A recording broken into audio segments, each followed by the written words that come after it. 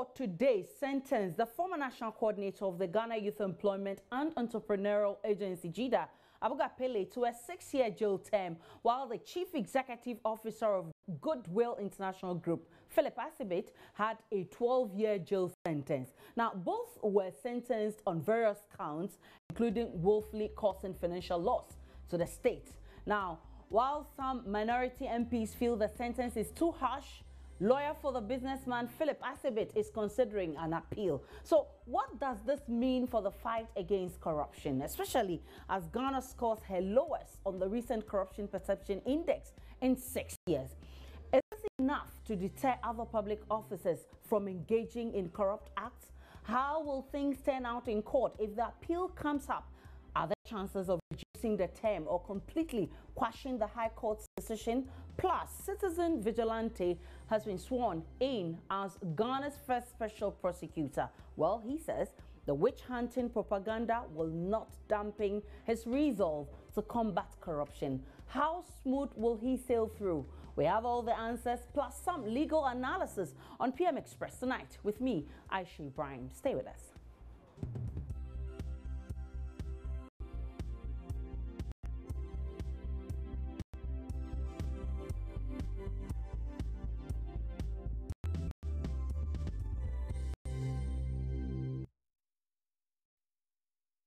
Welcome back to the show. My guest tonight, Samuel Harrison Kujo, is a research officer at the Ghana Anti-Corruption Coalition. Also joining the discussion via Skype will be Michael Buedi, who is Corporate Affairs Manager at the Ghana Integrity Initiative, GII. Plus, Martin Kwebu is a private legal practitioner who will also take us through some legal interpretations over the phone. So, as you can see, it's a fully packed show. Let me welcome you to the studio. Harrison, good to see you. And it's your first time on the show. Yes. So how do you want us to take this news? Bad news for family and friends for the two, good news for the fight against corruption, especially as Ghana has been scored the lowest since 6 years. How should we, come to terms with this news? Well, I think that it's welcome news. It's taken almost 5 years since Manasseh first broke the story, and finally the wheels of justice has come to a halt, and the people who have been found culpable have been committed to jail terms and a retrieval of the assets. And I believe that it's welcome news for the fight against corruption. Coming on the back of our lowest scoring on the CPI since 2012, I believe that this is great news. It's great news. Yeah.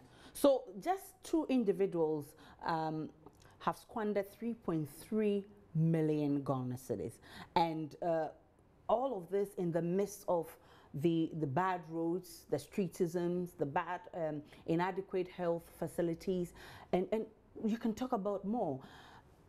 How should we deal with these kind of things in this country? And of course, even before we deal with it, let's know who we should blame. At whose doorsteps should we put this kind of mess? Is it that the institutions or the system is too loose that it creates loopholes for people to take advantage of?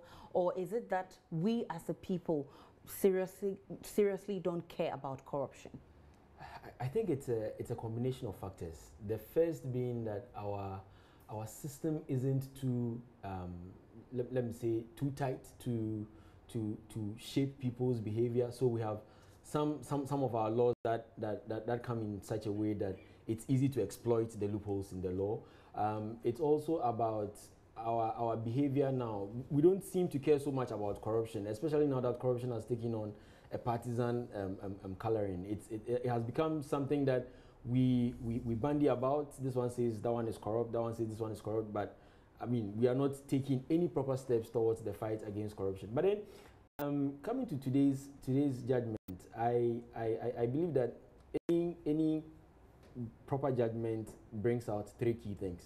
You know, the first one about justice for the state whose money was taken, but also justice because the people who were accused have been allowed enough time to state their case, why they believe they are innocent. The prosecution has been allowed to bring in evidence to show why those people are guilty, and finally the judge decides that, okay, on the basis of the evidence, this is where I'm going. So yes, justice, but beyond the justice also, it serves as a deterrence that people would suddenly get the feeling that you cannot just pick money from the state, spend it, and go in any way you think. Especially for the fact that some of these people are leaders in the various institutions, then it speaks to the fact and that if you are yes, if you're a leader, the buck will stop with you. So you need to get your act together. They may make the claim that, well, maybe they didn't spend the money, but you were the leader, you were the one in charge at the time, so it stops with you. But beyond the justice and the deterrence, it also gives our judicial system some support, some credibility, and I believe that now people would come to terms with the fact that, look, the laws are such that when you are found, you'll be dealt with. It's good for the legal. It's quite interesting how things pan out in court today. And of course, a lawyer for businessman, Mr. Assibit, is saying that the judge was unfair to them. She didn't take all of the evidence into consideration. And so they are considering appeal. Let's listen to him.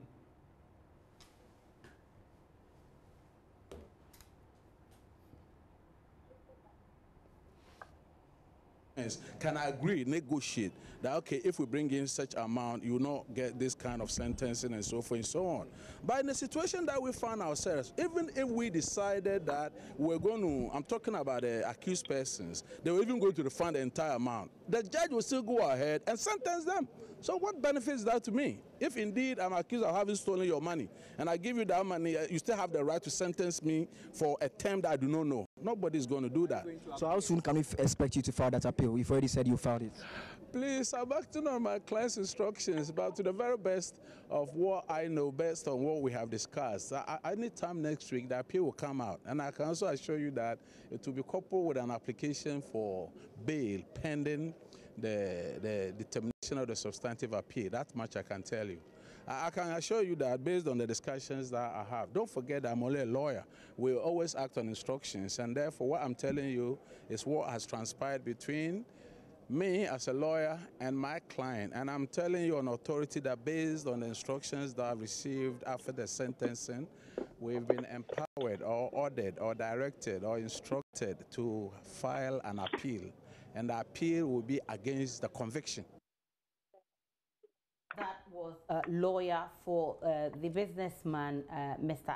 Assibit, who says that he will be considering appeal because that's what his client wants. Let's get on to the phone line and speak with private legal practitioner Martin Kpebu. We're grateful for your time, counsel. Yes, you're welcome. So within what period will an appeal be appropriate? Usually, by the law, he has an automatic right to appeal within 1 month of the decision. Okay, that's within 1 month from today. But if he fails to take that automatic right, then he can go for what we call extension of time or leave to file out of time. You know, because an accused person is, when the person is convicted, because he would be in custody, the law is quite relaxed, so that even if he fails to file within 1 month, he can always go to court after the 1 month and then ask for permission. So the difference is that, let's say, within the 1 month, his lawyer can just draft the notice of appeal from his office. Then he goes to file in court straight without asking anybody's permission. But after the 1 month, the lawyer has to write, let's call it, an application to the court, and it will normally go before the same judge, so that he will explain why they didn't use the 1 month into or 1 month opportunity. And usually the court doesn't refuse it because the person has to be given the opportunity to appeal. So after the judge is given the permission, before he will then come and file the notice of appeal. Let's look at the whole appeal thing. Will it make any difference? Can it possibly reduce the sentence or even quash this judgment? Yes, if they make a good case, if they can demonstrate that the judge didn't do a good job of it, it's possible. Well, Council, let me have you hold, because some members of Parliament have also been expressing their opinion on this, and some of them feel the sentence is too harsh. Take a listen. The years have shocked us, but that's the judge. I don't know what considerations he had. You know, he put in place. He took into consideration what he took into consideration before that judgment. But I would have wished that there would have been some amount of consideration for what he has done, the service he rendered to Ghanaians for all these years as a member of parliament, three-time member of parliament, and then slipping along the line. So he could be jailed, but not this much. Shouldn't that rather be the case to serve as a deterrent to others when they get the opportunity to manage the public pay? Indeed, it's a very serious deterrent. It's a big deterrent. In fact, the people I have met, all the people I have met who spoke to me, have been so sad this morning. From both sides of parliament, all of them are calling it a sad day, and they are shocked. So that element of deterrence has played out well, and I think that vicariously we all will have to be very careful in our public roles as servants of the people, as their representatives, and keeping the peace. We should ensure that we don't allow predators to come and take out of government coffers, or should we abet them to do so. It's very deterrent, but I just wish that there could be a review of the case and he could get some reprieve. So obviously you would encourage him to possibly appeal this? Yes, I do encourage him to appeal, and hoping that there will be a coherent argument to get him better understood. At all times, we should all be mindful of our responsibility to the citizen when we are managing the public purse on their behalf. And occasions like this definitely send a reminder to public officers of all sorts. I am encouraging government also to take similar steps to actually arraign their own people that we are accusing of corruption in court. We are challenging them to do the same. We have done that. I'm not saying these people don't have the ability to appeal, but we are urging the NPP government, put your people also through the mill. Let's see. Don't only set up committees to whitewash them like they've been doing perpetually, because eventually, when government changes, we would expect the law to take its course. I will wish to convey my heartfelt sympathies to the families of Honorable Abuga Pele and Philip Assibit. I think it is a trying moment for them, and I pray that Almighty Allah will give them the clarity of mind to deal with it. Should we be having sympathies for them? These are people who allegedly made the states lose money. They are human beings, and even if you find an armed robber in your house, there's a reason why you will still feel sorry for the families when such armed robbers are lynched or even sentenced to death. They still have the opportunity to appeal, and the appeal can lead to an acquittal. So yes, in the meantime, it is a step in the right direction, and you recall that it was the NDC administration that initiated, the process. So those were some members of parliament of the minority trying to express how they feel about this whole judgment. Council, if you're there, how does this come across to you? Too harsh, too lenient, moderate? Well, that's a very difficult one. To be candid, since the conviction of Ibrahim Adam and Kwame Fibrado's case, that case, we haven't had such a case. So, and if we compare, you will see that I think Ibrahim Adam and Go, wow. So to just put it succinctly, my thoughts on it are still evolving. It's not everything that you can have clarity of thought immediately, especially as they are strenuously saying they want to appeal. I'll say that, well, the law has taken its course. So be it. Let them go on their appeal, and then we would see how it pans out. Well, hold it there for me once more, Counsel. Let me come to the studio. Harrison, how would you describe the judgment? Would you say it's too harsh, like some of the members of parliament are saying? I, I, I really don't have an opinion on whether the judgment is harsh or not, but I believe that it's good enough that some people have been found guilty of causing financial loss and will be committed behind bars. I believe that it's not, yes, it's 6 years and 12 years, but for me, it's not so much about the jail term, but about the fact that you are going to go to jail if you are found. And not only going to go to jail, but I know that the judge also asked for a recovery of the assets, and GSCC would follow up to be sure that people are paying back what they have to pay. So that two-track judgment alone is good enough for me. I can't tell whether it was harsh or not, but it's good that people are going to be committed behind bars for misspending our money as well as being made to pay back. I think that's good enough. You pay back, you go to jail, so that you come back, there is nothing for you to spend.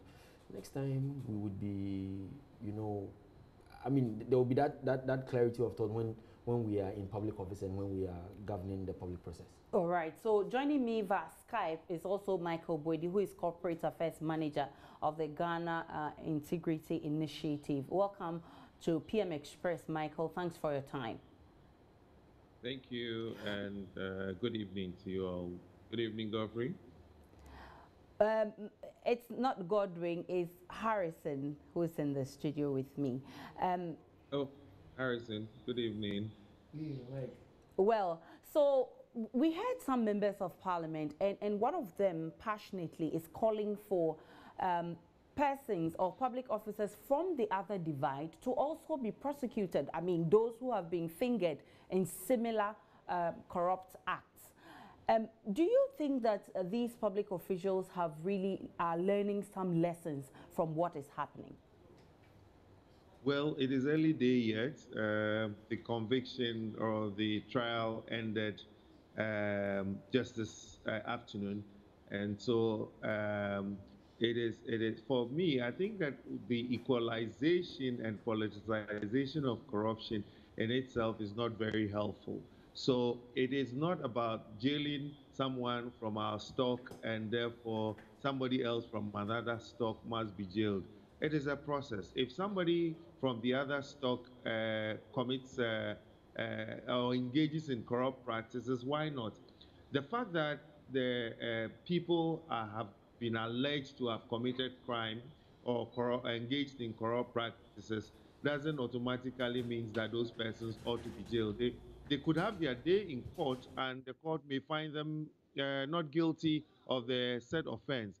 And so what would we say about it? I think that we should call for due process rather than seek to equalize or achieve political equalization. There are those who feel that our system is too polarized, and that's why we're experiencing some of these things. In fact, there's too many holes that people take advantage of. And if those holes are sealed, probably individuals would not even think of engaging in such acts. Do you share the same view? Well, you know, you see, polarization of our politics, well, that if you go elsewhere, I'm sure politics is equally competitive. It is the politics of crime. I think we're losing Michael Boydie there. We'll try and get him back on the line. No, I can hear you. All right. I think your audio was dropping. I think we've got you back, so you can make your point. Well, I said that it is not the politicization of our body politics that is at fault or that is a problem. It is the politicization of crime or corruption that that is not being helpful. That is not helpful, because you see, crime is crime. It doesn't matter what person. It doesn't matter who committed the crime. Once a crime has been committed, due process ought to be followed, and the state saw that it is due to state must reflect the executive. Unfortunately, we're losing out on Michael Brady once again. We'll try and fix it and get him back into this conversation. It's a very interesting conversation we're having here. But let me take a break. We'll come back to this conversation because fortunately or unfortunately, as all of these are happening in court and people are thinking of going for an appeal and families and friends getting sad over this, Citizen Vigilante has been sworn into office as the ever first Special Prosecutor of Ghana. And one thing he says he will not be deterred by the witch hunt propaganda, to fight corruption. And so how smooth that will be for him, we'll get that after this break.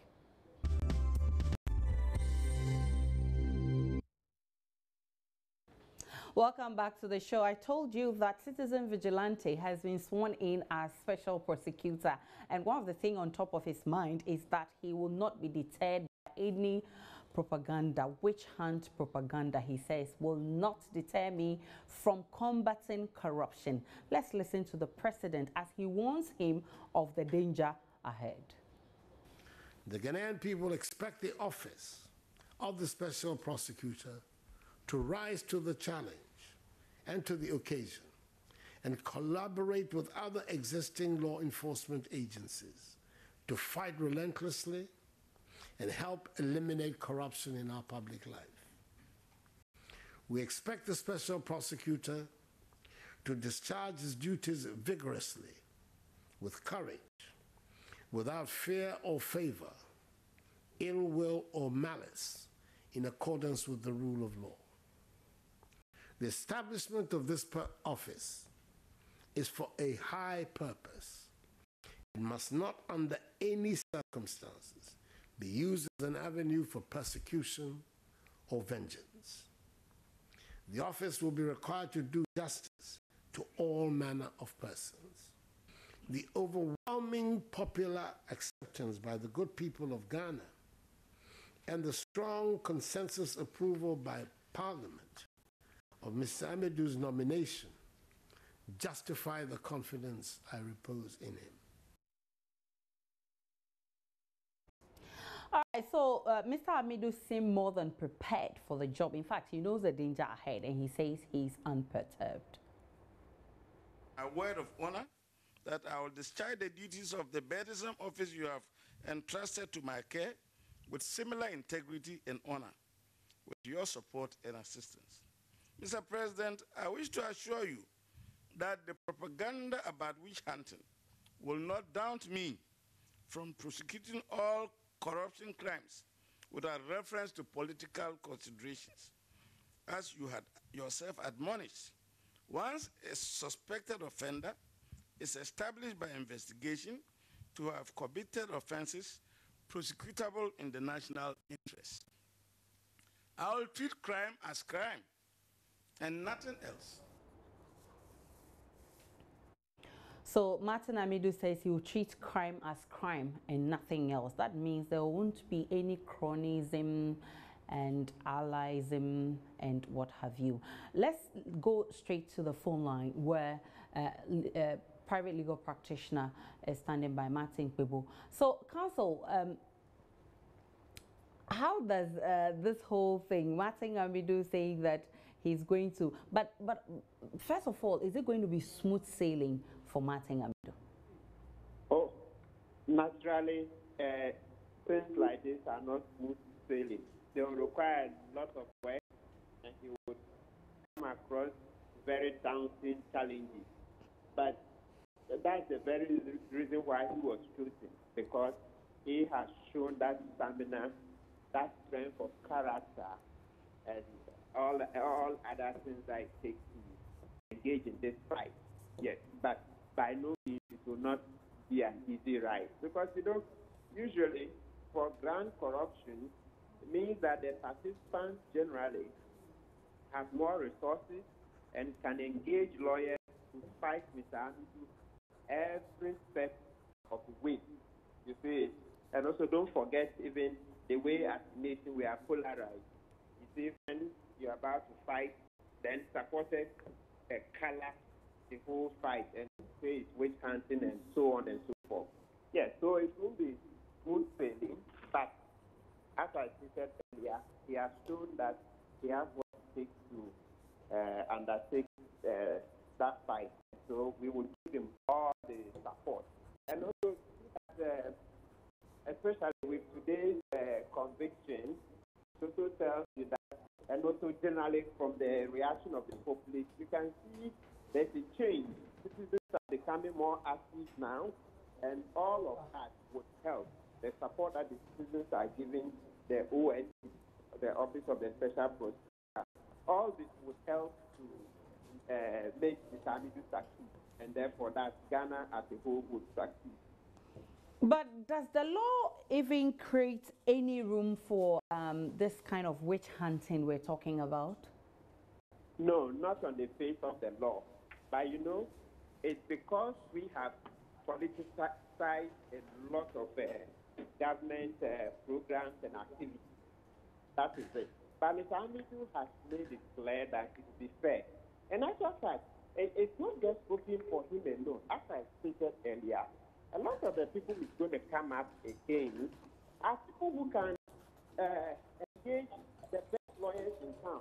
So it's not going to be like Mr. Hamidu has everything. I mean, he's going to have a clean sweep. No. People will fight. I mean, I think once the person knows that he's facing guilt, and even if he has to liquidate his assets to pay lawyers and engage forensic experts and the rest to assist him, he's going to do it. But definitely, we are also excited because we know we have the best called race, that's Mr. Hamidu. But apart from that, perhaps it's Council, can you lower the volume of your TV set? We're having some echo in. No, I am not near any TV or any radio. Television. Okay. Yes. Okay, so I was making the point that his office needs to be resourced well. You know, in the budget they voted a certain amount. We should get the budget statement and begin to analyze the figures that were stated in the budget to see how sufficient those would be for the first year of operation. But looking at the goodwill, I think it's a good start. It's a good start. Yeah. Well, let me have you hold and go to Michael Brady, who joins us once again. Michael, earlier on you were making the point that it's early days yet to judge the members of parliament who are saying that the other people on the other side should be prosecuted as well, those who have been pointed in similar corrupt acts. And you are saying that politicization of issues will not help. You're right. I think that, you know, what we need to think of is that we need to come together as a country. We need to come together as a people and say that, look, corruption is not helping in the national development, and therefore we are initiating steps or processes to deal with it holistically, rather than compartmentalizing it and saying that, well, if this person did it, then that person ought to also be punished, etc. and etc. We don't believe that it is helpful. We don't believe that it is useful. We believe that it is distorting our efforts, and therefore we should do away with that sort of thinking and that sort of attitude. Well, let's talk about the special prosecutor who's been sworn in, and he seemed to have a tough skin. That's very good for the job. But listen, it doesn't look like it's going to be smooth sailing for him, because I tell you what, thieves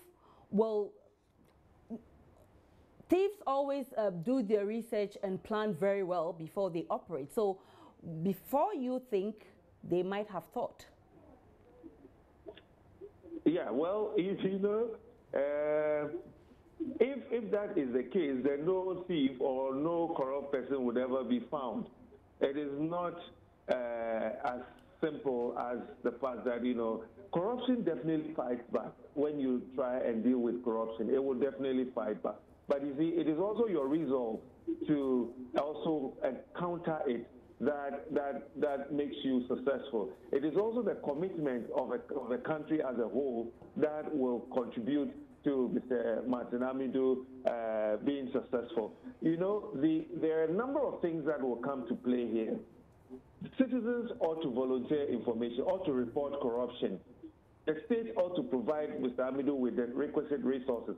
Mr. Amidu himself ought to be resolute and committed to delivering the mandate that has been given him. If all these work together, then Mr. Amidu will be successful and corruption will be put under control. But we should not think that Mr. Amidu is coming to do any magic to control corruption. He would have to prosecute people in the law court. If the judges don't do their work, he's handicapped. So Mr. Amidu will do his best, or I hope Mr. Amidu will do his best. But you see, there is also the call on all citizens to also contribute. And I believe together, collectively, we will be able to fight corruption. If we are able to sustain investigation, prosecution, and sanction, and also recovery of assets over a longer period of time, I believe that attitudes, perception, and even behavior will change, and then we can comfortably say that, look, we are winning the fight against corruption. Well, a school of thought will say that systemic failure is the name of the game, of course. If there are still holes that give opportunity to individuals to perpetrate these type of acts, then we'll just putting in a special prosecutor and just prosecuting people, will that be the answer? If we still have the systems in place and that all these holes have not been blocked? Hello, Michael. He's an office of the special prosecutor. Are you with me? Yes, Michael, you're still on PM Express. Our fight against corruption over a long period of time, or at least during this Fourth Republic, had suffered weak prosecution and weak sanctioning. It's a known fact. All parties agree to the fact that, look, we need to do something about prosecution. Our UNCTAD review also proved that we need to do something about investigation, prosecution, and sanctions. So it is a known fact. If you look at various manifestos of the political parties, they have all alluded to the fact that if they had won 2016 election, they would do one thing or the other about prosecution. I can tell you the NDC said they were going to set up an office within the DPP, the Director of Public Prosecution office at the Attorney General, and leave that office solely responsible for the prosecution of corruption. The NPP then said they would have an independent prosecutor. So it is something that everybody admits that prosecution is very weak. So this is another layer or effort that has been added, or another level of energy that has been pumped into the fight against corruption. And I believe that, yes, the special prosecutor may not be able to do it all, but it would add some vim to the fight against corruption. So now that we agree that the special prosecutor is not the only panacea to our problems, which other things do we need to do, I mean, with regards to totally eradicating corruption, if not totally eradicating, minimizing it to the lowest we can see? Well, some of the things we have already started doing. We believe that, look, the human interface in service delivery is not doing us a lot of good. When I say human interface, what I mean is that there is just too many people, involved in service delivery. Some of the processes of delivering public services can be digitalized or automated. So the good thing is that we have started what we call the paperless port. We can extend that to many other sectors so that we can reduce the contact between individuals or between human beings. We believe that when we are able to do that and do it efficiently, corruption will be minimized. Now let's also look at the various gaps that exist in our legislation. So we have talked about the right to information over and over. We think that if citizens are going to be able to contribute to the fight against corruption, then they would need credible information. But how else would they be able to access credible information when there are blockades, when there are difficulties in obtaining those information? So the right to information bill should be passed. And when that is passed, it energizes people's ability to access information and pass that information on to the competent authority. This time we are talking about the special prosecutor. The police is also included, and SRIDE is there, so that we can actually enforce the law. We are also talking about the witness protection bill, which I am told that just landed in Parliament. This bill is critical because if the Whistleblowers Act is going to be it's going to be implemented effectively, and citizens are going to take advantage of it, then they would need a certain comfort of protection. And that is why we believe that the Whistleblowers Act, the Witness Protection Bill that has been laid before Parliament, is also very important. Also, this our asset declaration it makes mockery of the fight against corruption. Why? Because what is it that you declare and there is no opportunity to verify what you have declared? So we believe that, look, we should begin to look at some verification when it comes to the asset declaration. I am not too sure that the law forbids verification. However, we have over the years refused to verify or slept on or not tested the verification angle of the asset declaration law. I believe it's about time somebody put it to test. If we have to even go to court to get some enforcement, we need to do that. I believe that if we did these number of things, to some extent, we will be able to minimize corruption and we'll be able to contribute to the work of the Office of the Special Prosecutor. All right, many thanks to you, Michael Bwedi. Number of pledges. Many thanks to you, Michael Bwedi. That's all time will allow us. We're extremely grateful. Very valid point he makes there. Harrison, he makes the point, two things. The RTI has been delayed. Whistleblowers bill, we don't know its stage now. These are the two things that will deter the public from helping the Special Prosecutor's Office. And of course, we've also noted that it's one of the key things that will help this Special Prosecutor, Martin Amido, if he's supposed to be successful in this fight. As it is now, we don't have it, but we still have to make do with the Special Prosecutor's Office. How will the public come in? What role will the public play in this whole fight? Well, I think that we would be relying a lot more on journalists, and I would want to take this opportunity to commend Manasseh Azure. I mean, his work is what brought out this whole GYEEDA thing, and is what has landed us here. And you also know the attacks he has suffered over the years for bringing out such things. That is why Michael Bwedi was talking about our witness protection bill, that we need to get this bill passed so that people who volunteer information and who would be attacked by the guilty parties would be protected in some way. So we need to get that witness protection bill done. We need to have our RTI done. But whilst we are in the process of getting these bills passed, then we need to have people like Manasseh do more so that we can expose a lot more acts of corruption. We can get people going to court. And I would say that the judgment as we had it today is something that we need to have in mind. It's two things. One, that these people are going to jail, and two, that they are going to pay back. So it's not that they are going to jail and they will come back to spend what they took, but they are actually going to pay back what they took as well. And I think it's the way to go. We should not commit people to jail only. We should get them to pay back, so that it serves as a serious deterrence to acts of corruption. So yes, in the intervening period between now and when we have these bills passed, this is what we should do. Get a lot more of our journalists doing investigative pieces, and get judgments such as this, where you are committed to jail and then made to pay back as well, so that we deter people from acts of corruption. Yeah, and of course, government must also pay attention to the RTI and the whistleblowers bill, if indeed the Special Prosecutor's Office must do well.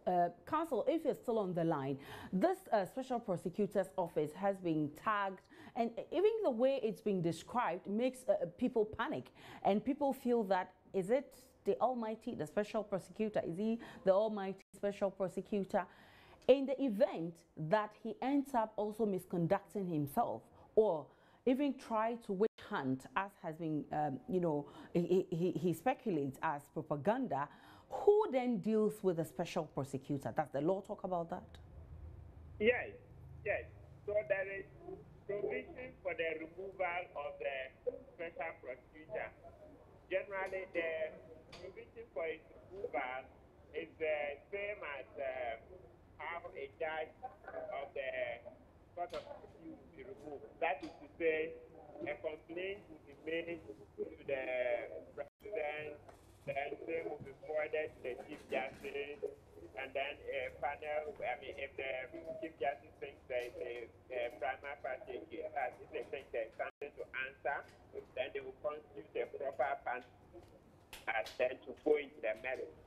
So the law is not saying that the watchman, somebody is still watching him. Yes. Yeah.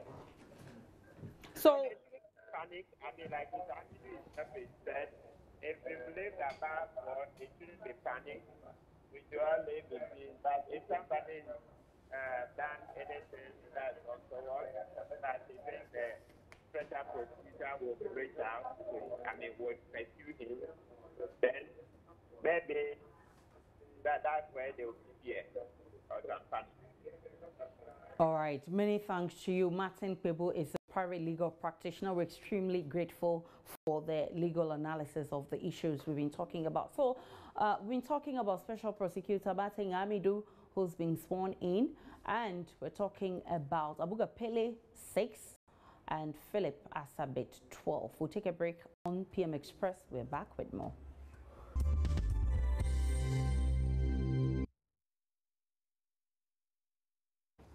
Welcome back to PM Express. We're talking about some very interesting conversations we've been having since afternoon when Abuga Pele, former boss of GYEEDA, was given 6-year jail term, and his business or ally, businessman Philip Assibit, was also given 12-year jail term. And we've also been talking about the tough-skinned citizen vigilante, Martin Amidu. He says nothing will deter him. He will treat crime as crime. Let's check out some of the messages you've been sending on Facebook. And Yakubu Ibn Chamba says, why are members of the NDC fraternity crying wolf about the jail terms of the 2 men in the GYEEDA saga?